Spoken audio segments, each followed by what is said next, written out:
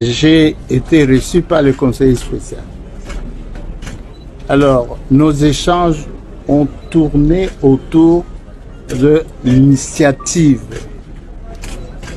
formulée par le chef de l'État, celle de mettre en place un gouvernement d'union nationale. C'est autour de ça qu'a porté nos échanges.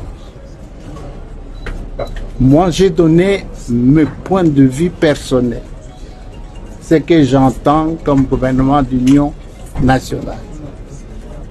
Je pense, compte tenu de ce qui se passe dans notre pays, notamment l'agression rwandaise, des difficultés économiques et sociales,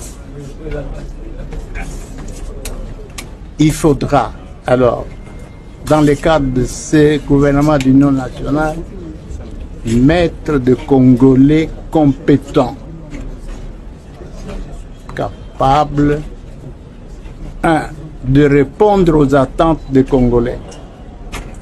Les attentes des Congolais sont lesquelles? La paix. Il faut mettre fin à la crise. Il faut mettre fin à l'agression rwandaise. 2. Il faut un gouvernement qui doit être capable de réaliser des projets pour répondre aux attentes du peuple congolais. Voilà mon point de vue brièvement par rapport à l'avènement de ce gouvernement d'union nationale. Si nous mettons des hommes compétents, fidèles, patriotes, de la majorité tout comme de l'opposition, de la société civile, nous aurons en ce moment-là montré notre fidélité au chef de l'État, notre patriotisme, l'amour que nous avons pour ce pays. Et en ce moment-là, le Congo peut aller de l'avant. Mettons de côté nos intérêts personnels. D'abord, c'est le Congo et les Congolais. Mais j'ai parlé quand il faut mettre des hommes capables, y compris ceux qui sont dans l'armée. J'ai parlé même des achats des armes, de munitions, de tout ce qu'il faut à nos forces armées pour qu'ils soient en mesure de répondre aux attaques de l'agresseur. Mais en même temps, mon point de vue, tout en faisant la guerre, il faut former. Vous-même, vous avez dans votre introduction parlé des consultations. Il s'agit bel et bien des consultations comme la première force politique de notre pays. Il était normal que le conseil spécial puisse nous inviter et nous écouter aussi. Qu'est-ce que nous pensons par rapport à la mise en place du gouvernement d'union nationale annoncé par son Excellence, Monsieur le Président de la République, Félix Antoine Tshisekedi.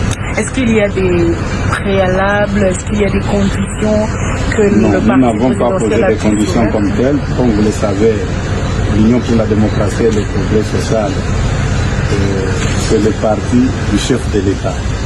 Mais vu certaines dispositions statutaires, il est empêché pour gérer ce parti.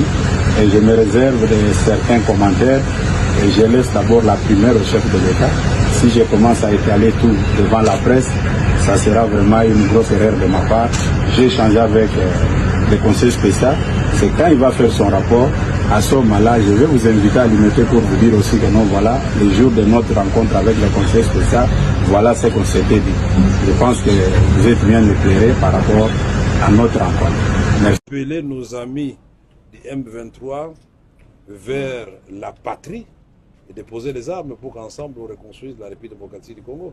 Et qu'on dise au Rwanda, on ne va pas vous déplacer là-bas et à l'Ouganda. Nous sommes des voisins, on va les demeurer jusqu'à la fin du monde. Et il vaut mieux vivre en bonne entente qu'être des protagonistes chaque jour.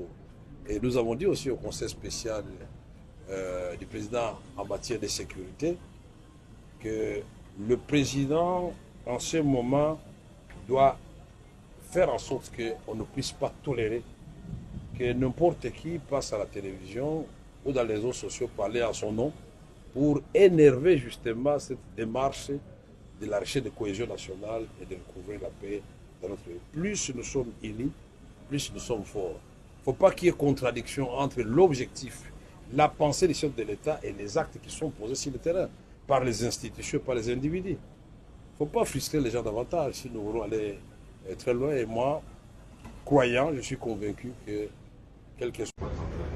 C'est une équipe qui fait quoi ici, tout ça, les autres.